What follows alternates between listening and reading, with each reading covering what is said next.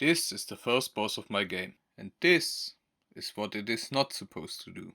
Do you want to see some cool new stuff? In this video, I will show you the first boss fight updates to the game environment and style, as well as a brand new ballista that you can use to shoot at stuff.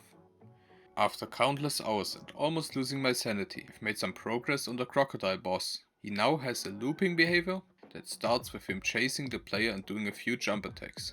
The jump attacks will cause the rafts to sink for a few seconds. After a few jumps, the crocodile will be exhausted and the player can damage him. Then he will jump into the water and pick a new position to move to, jump into the air and shoot a water orb at the player. A few water orb shots later, he will jump onto a raft and repeat his behavior loop. The water orb will damage the player and knock him back a bit.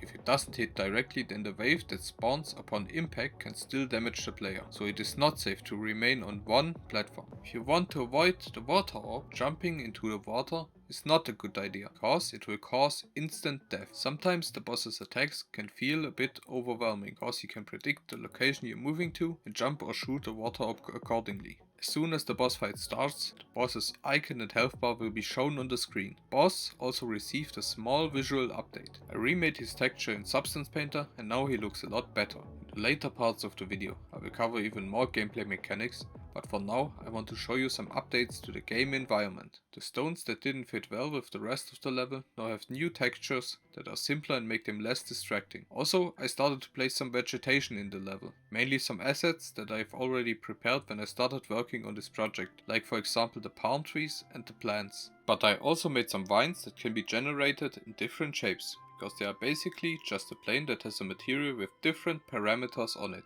The material itself was made in Substance Designer, the key parts of it being the sticks in the background, the leaves and the blossoms. When I change the parameters, the vine's appearance can change like this. For those of you that use Unreal Engine yourself, you have to use the Substance plugin to be able to import Substance materials into Unreal Engine. Now, as promised, some new enticing gameplay. Certain places will feature these ballistas that can be controlled by the player and be used to shoot at either targets in a minigame or at enemies. After shooting once, the ballista takes some time to reload before the next bolt can be fired. The ballista has a limit to its pitch and jaw rotation.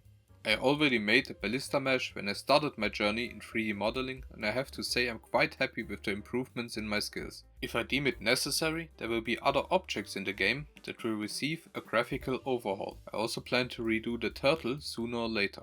If you want to support me, you can now do that on Patreon. You can find the link to that and other social media in the video description. I've also made a Discord community server for the turtle game. Feel free to join. Thanks for watching this video and take care.